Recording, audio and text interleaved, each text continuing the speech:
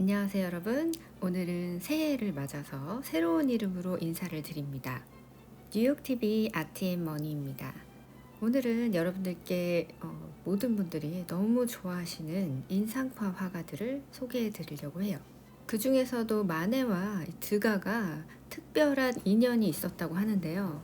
이 두 사람이 어떻게 만났고 어떠한 영향을 주고받았는지 이 전시를 통해서 우리가 한번 살펴보도록 해요. 이 전시는 뉴욕 메트로폴리탄 미술관이 파리 오르세 미술관에서 빌려왔다고 합니다.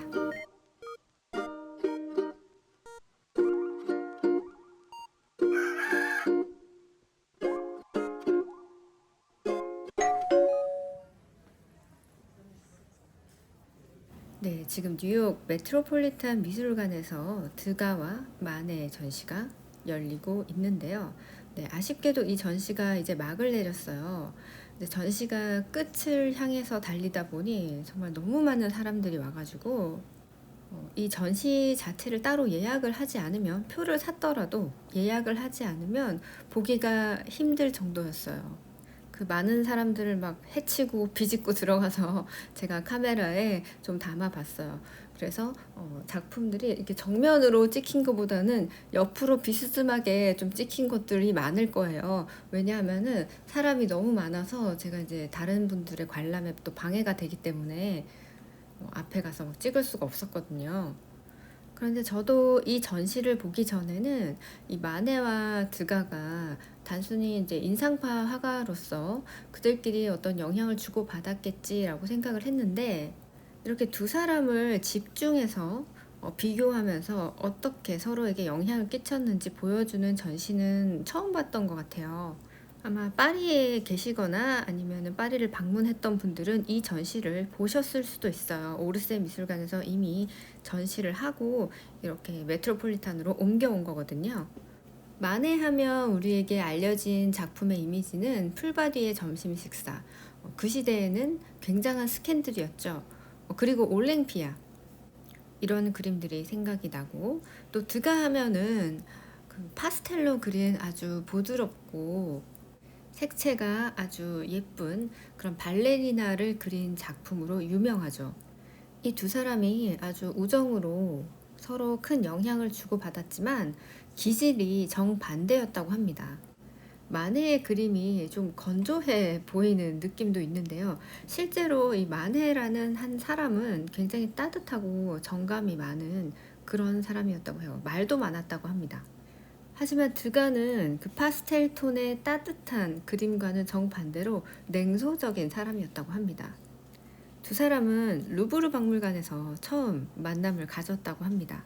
요즘에도 이 루브르 미술관이나 메트로폴리탄 미술관 같은 데 가면 작가들이나 아니면은 학생들이, 미술대학 다니는 학생들이 모사를 하는 장면들을 볼 수 있어요. 루브르 박물관 여러분들 가보신 분들은 아시겠지만 거기서 그림 그리고 있는 사람들이 있습니다.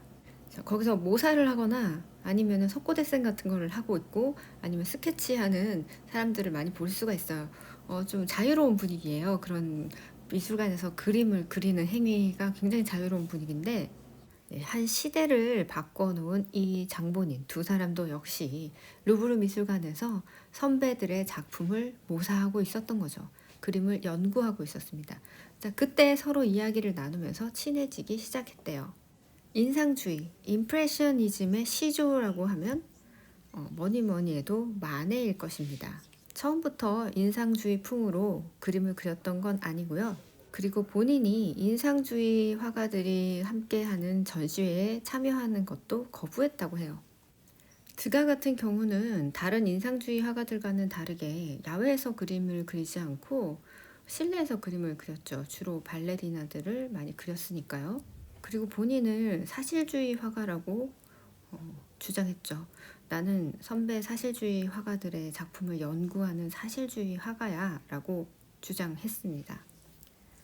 이 인상주의 화가들이 작업 초반에는 본인들의 작업이 얼마나 획기적인 작업이었는지, 이 시대를 아예 바꿔놓을 정도의 지금 작품 활동을 하고 있다는 사실을 잘 몰랐던 것 같아요. 이 마네와 드가는 서로 가깝게 지내면서 우정을 나누다가도 심하게 싸우기도 하고요. 아주 우정에 금이 가는 일들도 많았는데 마지막에 마네가 사망하고 난 뒤에 이 드가가 마네 작품 80여 점 이상을 소유하고 그림을 구입했다고 합니다. 어느 정도로 서로 심하게 싸웠냐면요. 그 남의 작업을 여러분 동료 화가의 작품에 조금만 이렇게 조금 뭐랄까 스크래치를 내도 굉장히 당황스럽고 화가 날 만한 일인데 이 마네가 드가의 그림을 칼로 오려낸 사건이 있었습니다. 도대체 왜 그는 그렇게 분노했을까요? 1869년에 드가는 작품 한 점을 그려요. 그 작품의 주인공은 마네와 부인 수잔느였습니다. 당시에 마네는 그 수잔느와 함께 살고 있었는데 마네의 부인은 아버지의 애인이었다고 합니다. 좀 막장 드라마에 나올 것 같은 얘기죠. 그런데 이 마네가 비밀스럽게 아버지의 연인이었던 사람과 부부로 살고 있는데 그것을 드가가 그림으로 그린 거죠. 드가는 어떤 의도가 없었을 수도 있어요. 그냥 내가 좋아하는 친구와 친구의 부인을 그림에 담겠다. 그래서 그냥 그림을 그렸을 수도 있고 단순히 그들을 하나의 대상으로만 바라보고 그림을 그렸을 수도 있는데 굉장히 낙천적이고 걱정거리도 별로 없었던 이 마네라는 사람이 상당히 화를 내면서 그 부인의 모습을 칼로 도려낸 거예요. 마네가 아니니까 그때 어떤 감정이었는지 무슨 생각으로 그랬는지 알 수는 없지만 상당히 화를 내고 남의 그림을 칼로 도려내기까지 했다고 해요. 자, 이 그림은 일본에 소장이 되어 있다고 합니다. 일본의 키타유수 시립미술관에 소장이 되어 있다고 해요. 이 드가가 어떤 마네를 기분 나쁘게 할 의도로 그림을 그린 것 같지는 않고요. 드가는 그냥 별 생각 없이 그림을 그렸을 가능성이 높겠죠. 하지만 마네는 굉장히 분노했고요. 그럼에도 불구하고 그들은 수십 년간 함께 활동하면서 우정을 나누었습니다. 한 작가가 동료 작가의 작품을 구입한다는 게 사실 쉽지는 않아요. 작가들이 살아생전에 그러니까 생존 기간 내에 부유하게 살기도 쉽지 않을 뿐더러 본인이 그림을 그리는 사람이기 때문에 남의 작품을 이렇게 구입한다는 것은 상당한 예우거든요. 그것도 평생 함께 작품 활동을 해온 동료 작가의 작품을 이렇게 작고하고 나서 많이 구입을 한다는 것은 사실 쉬운 일이 아니에요. 마네를 상당히 좋아했고 화가로서 굉장히 존경했다라는 걸 알 수 있는데요. 마네가 작고한 후에 그의 작품을 구입함으로써 애도를 표시를 했습니다. 이 전시회는 마네와 드가의 어떤 전성기 시절, 인상주의 화가로서 전성기를 달리던 그 시절의 작품뿐만이 아니라 루브르 미술관에서 서로 공부하면서 연구하면서 모작하면서 남겼던 그런 작품들도 많이 있습니다. 완전히 완성된 최고의 작품을 보는 것도 의미가 있지만 그들이 어떤 과정을 거쳐서 어떤 학습을 통해서 이렇게 지금의 인상주의 화가가 되었는지 알 수 있었던 상당히 좋은 전시였고요. 상당히 좋은 기획이었던 것 같습니다. 자, 좋은 작품. 미술관에서 우리가 감동을 받아야 될 포인트에 대해서 한번 설명을 해드린 적이 있는데요. 이 좋은 예술 작품, 훌륭한 예술 작품의 키 포인트는 독창성, 새로움입니다. 너무 진부하다고요? 그런데 독창적인 건지 이게 새로운 건지 여러분 어떻게 알 수 있어요? 여러분 그냥 알 수 있나요? 이거 참 새롭구나, 특이하구나, 독창적이구나, 처음 본 작품인데 여러분 알 수 있나요? 자, 내 눈에는 너무 새로운데 알고 보니까 50년 전에 어떤 작가가 이미 내어놓은 거예요. 그럼 그것이 새로운 건가요? 아니죠. 아는 만큼 보이고 미술사를 공부하는 이유가 여기에 있습니다. 우리가 히스토리를 제대로 모르면 전혀 새로운 것이 아닌데 새롭다고 느낄 수가 있습니다. 특히나 이 포스트 모더니즘 시대에는 혼성 모방이 많이 나오고 많은 것들이 섞여 있습니다. 매체도 다양하고 주제도 다양하고 내용, 형식이 모두 섞여 있습니다. 그래서 이것이 정말 새로운 것인지 아닌지 헷갈릴 때가 많아요. 자, 그래서 우리는 많이 알아야 하고요. 어떤 포인트에서 작가들이 새로움을 창조하는지를 아셔야 됩니다. 그 어떤 예술가도 과거의 것을 답습하고 학습하는 과정을 거치게 됩니다. 옛 것을 먼저 안 후에, 그리고 지금 시대와 맞지 않는 문제점을 발견하고요. 그것을 해결하기 위해서 새로운 것을 창작해냅니다. 모방은 창조의 어머니라는 말이 있지만 그 모방이라는 게 그대로 가져오는 것이 아니라 자기만의 새로운 것을 창조해내는 것인데, 그 새롭다는 거 말이죠. 이 새로움의 개념이 제대로 잡혀 있지 않으면 아무리 모방을 해서 새롭게 창조하려고 해도 모방을 모방하는 것밖에 되지 않는 것이죠. 반드시 과거의 것을 가져와서 그 과거의 것에서 문제점을 발견하고 현 시대와 맞지 않는 부분을 해결해서 해결책을 내어놓아야 새로움으로 창조성을 인정받게 됩니다. 그래서 우리가 과거의 것을 보면 진부하다라고 느끼고, 또 어떤 작품들은 보면 한 80년 전에 나온 작품인데도 좀 생소하고, 도저히 나는 이런 작품에는 감동을 못 받겠다, 터칭이 오지 않는다라는 느낌을 받을 때도 있고요. 오히려 한 100년 전이나 200년 전의 작품을 보고 더욱 와닿는 경우도 있죠. 그래서 우리가 좋은 작품을 판단하려면 작품 안에 있는 작품 내적인 작품성을 봐야 하지만, 반드시 작품 밖에 있는 시대적인 백그라운드, 시대성도 확인을 해야 됩니다. 그리고 그것이 많은 사람들에게 알려지고 또 시장에서도 유통이 되고, 자, 그렇게 되면 이제 대표성을 가지게 돼서 작품성, 시대성, 대표성을 고루 갖춘 훌륭한 예술 작품이 되는 거죠. 한때는 조롱받고 비난받았던 이 작가들, 이 인상파 화가들은 이렇게 시스테미컬한 똑같은 과정을 거쳐서 지금의 인상파 화가가 된 것입니다. 루브르 미술관에 이젤과 캔버스를 들고 가서 벨라스케스나 제리코의 작품 앞에서 그들의 작품을 모사했습니다. 그렇게 답습을 한 끝에 현 시점과 맞지 않은 어떤 문제들을 발견을 했겠죠. 그리고 그것을 해결했습니다. 다른 방법으로요. 이들의 해결은 내용과 형식에서 모두 다른 관점을 보여줬습니다. 마네의 올랭피아나 풀바디의 점심 식사 같은 작품은 굉장히 당대에는 도발적인 작품이었습니다. 그리스 로마 신화에 나오는 것 같은 아주 아름다운 비현실적인 여성의 모습이 아니라 정말 현실 속에 있는 그 여자의 모습을 그대로 보여준 것인데요. 사람들이 상당히 당혹스럽고 불쾌했을 겁니다. 그 당시 시대적인 상황으로 돌아가 보자면 마치 대중매체, TV에 어린아이들도 다 보는 그런 TV에 포르노가 떡하니 등장한 거나 똑같은 거였어요. 거기다가 어떤 드라마틱한 표현도 없이 건조하게 그려낸 그 화풍, 이런 것들이 동료 인상주의 화가들에게 영향을 미치면서 점점 더 발전을 해 나가는 거죠. 그 시대 사람들의 사고의 전환이 일어나면서 기술도 점점 발전합니다. 카메라가 대중적으로 사용되기 시작했고, 귀족들이 더 이상 화가에게 초상화 주문을 많이 하지 않기 시작하죠. 그리고 물감이 튜브형으로 나오기 시작합니다. 그래서 이 물감, 튜브에 담긴 물감을 가지고 밖으로 나갈 수 있게 된 거죠. 튜브형 물감이 나오기 전에는 물감을 일일이 이제 화가들이 개해야 됐어요.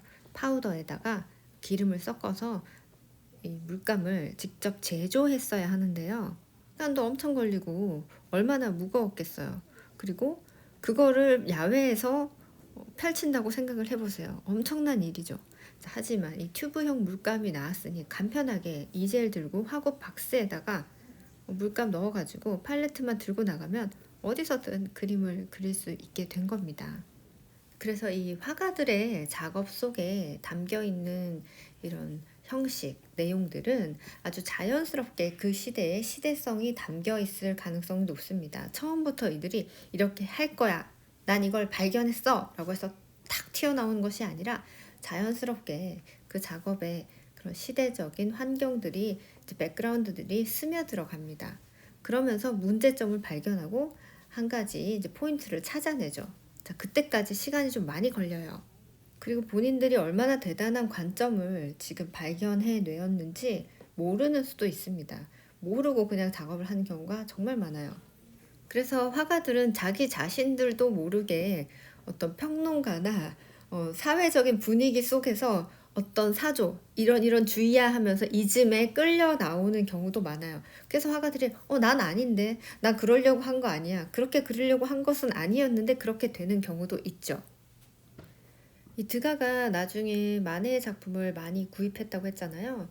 그 이유가 마네를 상당히 좋아해서 그런 것일 수도 있는데 이 두 사람이 그냥 작업실에서 공동으로 작업한 것들이 많아요. 스케치를 드가가 하고 마네가 그냥 뭐 페인팅을 하고 이런 경우도 많았기 때문에 아마 그런 이유에서 본인이 그린 작품을 되찾고 싶어서 또 구입을 해서 가져오지 않았을까 하는 그런 예측도 있습니다.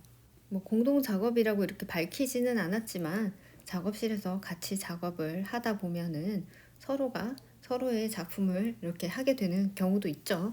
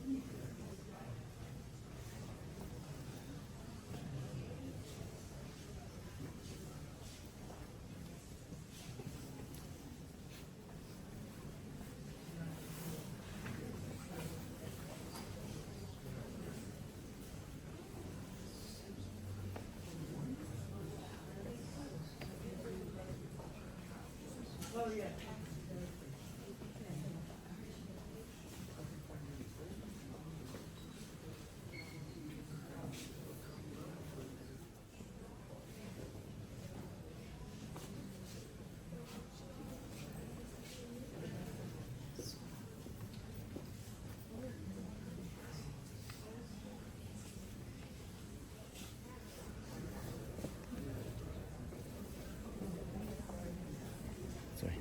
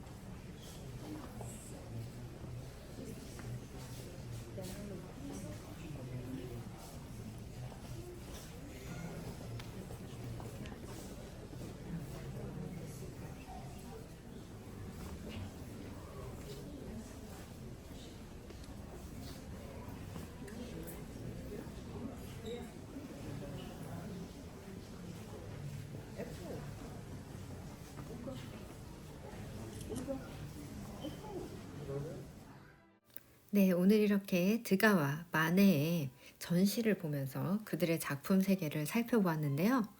인상주의 화가들 중에서도 이 두 사람이 이렇게 밀접한 연관이 있었다는 거, 네, 그 부분을 알게 되어서 굉장히 흥미로웠고요. 이 두 사람의 사적인 캐릭터에 대해서 알게 된 점이 상당히 흥미로웠습니다. 마네는 낙천적이고 밝은 성격, 그리고 드가는 좀 미스테리하고 신비스러우면서도 소극적인 사람이었다는 걸 알게 되었어요. 그리고 그들의 이런 캐릭터가 어떻게 작업에 연구가 되어지고 표출이 되었는지 자세히 살펴봤습니다. 자, 제가 게시판 통해서 설문조사를 했었는데요. 채널 이름을 좀 새롭게 바꾸고 싶은데 어떻게 바꾸면 좋겠냐고 여러분들이 주신 의견으로 제가 참고해서 3가지 키워드로 새롭게 채널명을 바꾸면서 개편을 했습니다. 의견 내어주신 구독자님들 너무 감사드리고요. 자, 이 채널은 여러분들이 주신 의견을 적극적으로 반영하는 채널이니까요. 여러분들께서 언제든지 요청사항이 있거나 하시면 댓글 남겨주세요. 여러분